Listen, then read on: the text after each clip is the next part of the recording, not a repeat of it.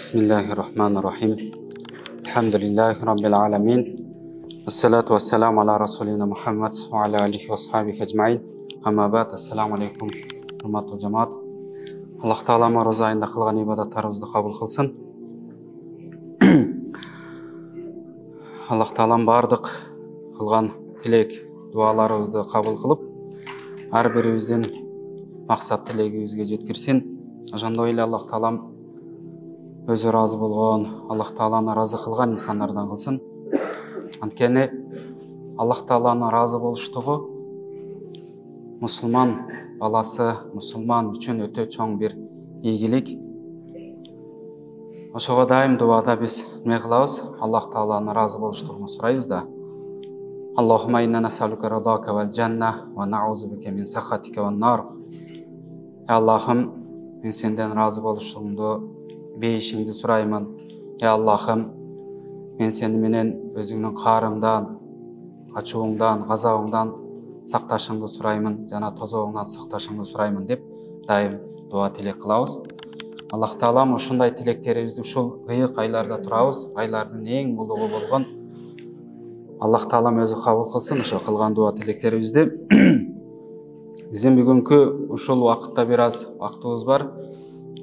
Ушул убакыттан пайдаланып, бир аз болсо дагы бир насаат сөздөрдү, хадистерден, сахабалардын сөздөрүдөн, даанышман адамдардын сөздөрүдөн угуп, айтып, пайдалана турган болсок, иншаллах жүрөктөрүбүз жийип, бошошуп, амал кылганга Аллах Таалам тауфик берет да. Анткени билебиз бардыгыбыз бул качан бир даанышмандардын сөздөрүнү, Аллах Тааланын сөздөрүнү, Кур'аны Каримди окусак, пайгамбарыбыздын хадистерин окуй турган болсок, не болот? Жүрөктөрүбүз агарып, тазарып, бир амал кылганга кандайдыр бир күч, дем болот да. Анткени Аллах Таалам өлүк жерди жамгыр суу менен тирилткендей, биздин өлүп болуп аткан, карайып аткан жүрөктөрүбүздү ушул сөздөр гана бизди жүрөктөрүбүздү тирилте алат да. Ван Лукман ал-Хаким аннаху кала либнихи я бунайя иннан наса саласату асласин сулусун лиллах ва сулусун ли нафсихи ва сулусун лиддуд. Бардыгыбыз билебиз, Лукман Хаким бул өтө даанышман адам болгон. Өзүнүн уулуна айтып атат: "Эй балам, я буная, эй уулчам" деп эркелеткен иретинде айтып атат.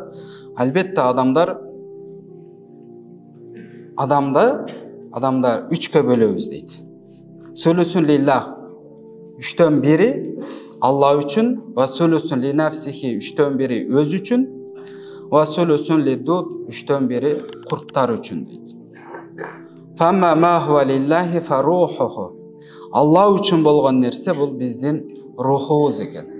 Демек биз мындайча айтканда рух, денебиз бар экен, анан ошол денебизди курттар үчүн болот экен. Демек биздин рухубуз Алла үчүн болуп атат. Фамма ма хуа ли нафсихи фа амалуху. Өзүбүз үчүн болгон нерсе бул биздин өзүбүздүн кылган амалдарыбыз. Вамма ма хуа лиддуд фа жисмуху алеми. Курттар үчүн болгон нерсе бул биздин дене мүчөбүз, жисмибиз болуп атат. Демек Аллах Таала бизди, денебизди жаратып, рухту берди, жанды берди. Биз жашоого келдик. Жашоодо уланып, бул дүйнөдө өмүрдү сүрүп, ажалыбыз келгенден кийин, биздин мындайча айтканда ырыскыбыз түгөгөндөн кийин бул дүйнөдөн биз кетебиз. Кайра эле биздин рухубуз Аллага кайтат экен. Эми биз менен чыгууда кайта кете турган амалыбыз бул болгону биздин салих амалдарыбыз экен. Биздин кылган амалдарыбыз. Эми бул жерде амал дегенде жалпылай айтып койду. Бул жерде кылган иши, инсандын кылган иши. Анткени инсан жакшы амал кылышы мүмкүн, жаман амал кылышы мүмкүн. Жакшы амал кылган болсо, машалла, өтө жакшы болот. Эгерде жаман амал кыла турган болсо, анын дагы өзүнүн жазасы бар. Ошон үчүн инсан менен өлгөндөн кийин биз менен чогуу кете турган биздин жасаган амалдарыбыз. Урматтуу жамаат, ошон үчүн Biz ne kılışыбыз керек? Ушундай айлардын улугу болуп аткан айда көп салих жакшы амалдарды кылып калышыбыз керек. Бул биз үчүн бизге берилген өтө бир чоң мүмкүнчүлүк. Кийинки орозо айга чейин бул арабызда ушул отурган жамааттын арасында ким бар, ким жок, аны бир гана Аллах Таалам өзү билет. Ошого көп дуа кылып, өзүбүз үчүн жакшы амалдарды кылып, бирок жакшы амал кылганда дагы урматтуу жамаат, ыхлас, ниет өтө зарыл болот. Өтө зарыл болот. Неге дегенде, бул амал жасап атканыбызда, биз жакшы амал жасап атканыбызда, сөзсүз биздин кылып аткан амалыбызга шайтан аралашат. Шайтан аралашып биздин кылып аткан калыс кылып аткан амалыбызды эл көрсүн, эл билсин дегенге не кылат экен? Бурмалайт да. Мисалы, сиз өзүңүзчө жакшы бир амал кылдыңыз. Элдердин алдыга келгенде ошол амалыңызды айтып, мактаң, билсин, уксун, сен кандай амал кылганыңды деген васваса кылат, деген пикирлерди салат. Биз ошол калыс, мисалы, намаз окуп атканда биз не кылабыз? Ниет кылдым, куптан намазынын 4 ракат парзын окуганга, жүзүмдү кыблага бардым, калыс Алланын ыраазылыгы үчүн деп ниет кылабыз, туурабы? Ошол жердеги калыс деген сөздү туура түшүнүшүбүз керек. Калыс дегенден кийин, демек менин окуп аткан намазым эл көрсүн, эл айтсын деген түшүнүк биздин оюбузда болбош керек да. Ошол калыс дейт. Мисалы, сизге бирөө келип туруп айта турган болсо, мына бул шакек калыс алтындан жасалды деп айткан болсо, сиз билесиз, демек ал таза алтын экен, ал 100% таза алтындан жасалгандыгын сиз билесиз. Демек анда эч кандай бир кошулмасы жок экен. Эгер ага кошула турган болсо, жез же коло кошула турган болсо, ал 100%дык алтын сыпатыдан чыгып калат. Аны эч ким калыс таза алтын 100% деп айта албайт.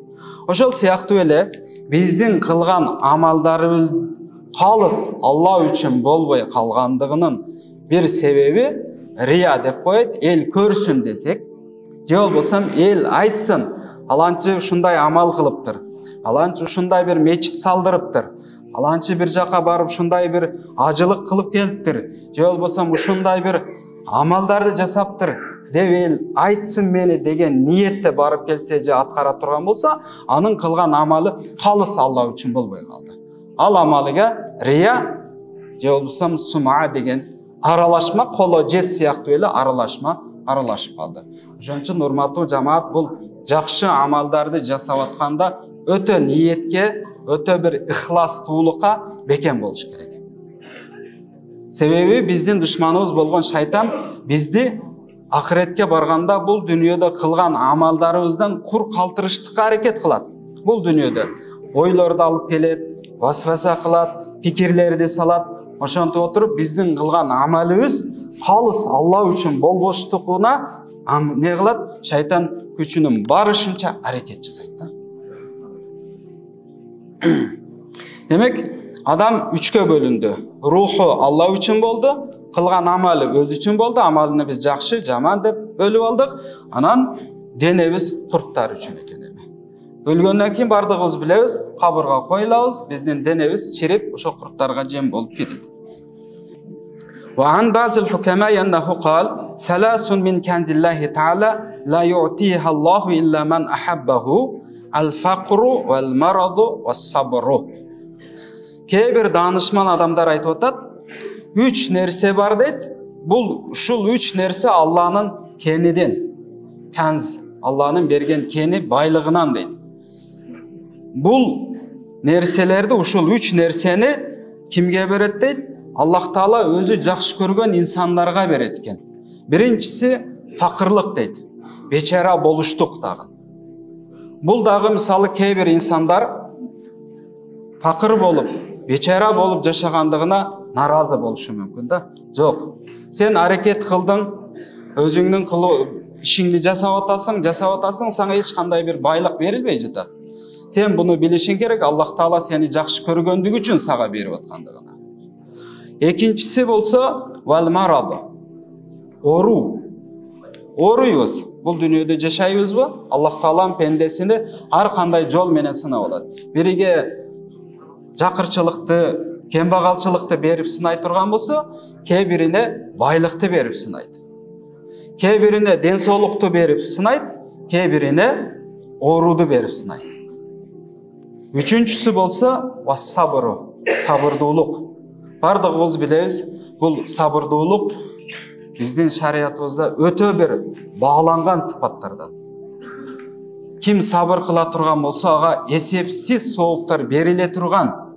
Эми ошол сабыр дегенде биз түшүнөбүз, дайым эле бир кандайдыр бир кыйынчылыктар келгенде эле сабыр кылыш керек деп түшүнөбүз да.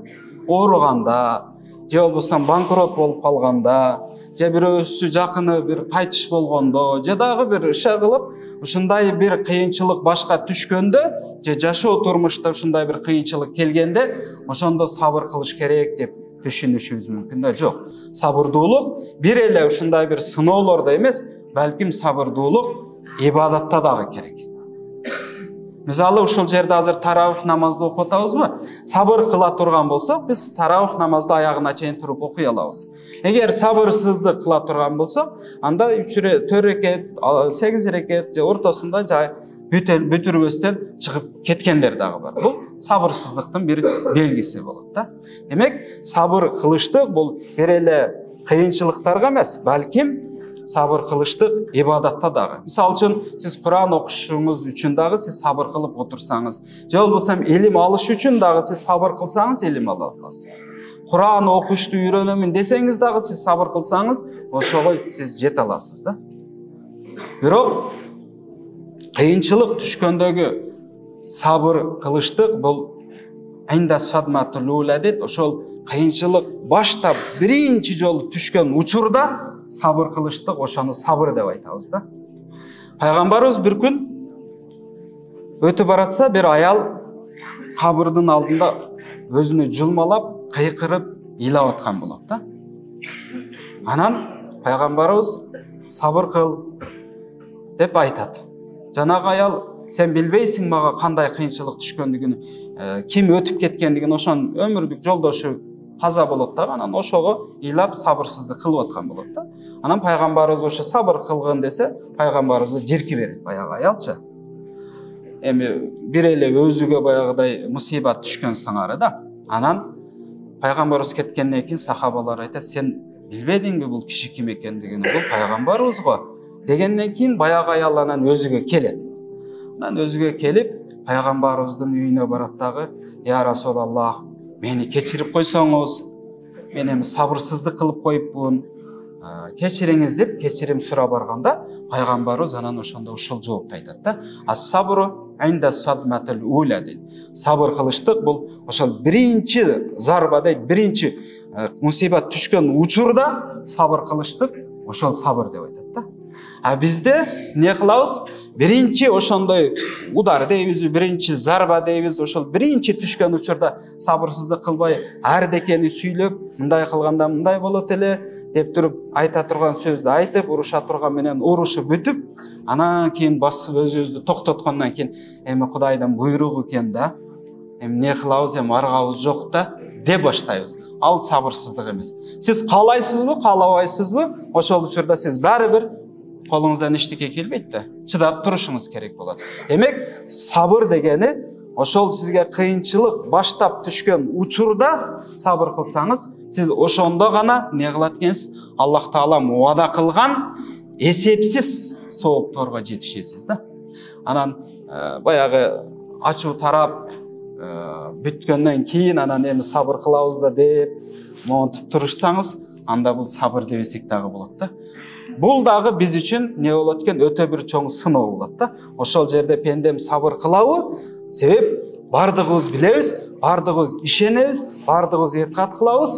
Бул дүйнөдөгү болуп аткан нерсенин бардыгы Аллах Тааланын каалоосу, Аллах Тааланын уруксаты менен болуштугуна биз ишенебиз да. Анан неге ошол нерсе болгондон кийин биз кыйкырып, айкырып, ызы-чуу кылабыз дагы, андан кийин анан басылгандан кийин эми сабыр кылабыз дейбиз. Демек, ушу жерде өтө назик маселе бар экен, урматтуу жамаат.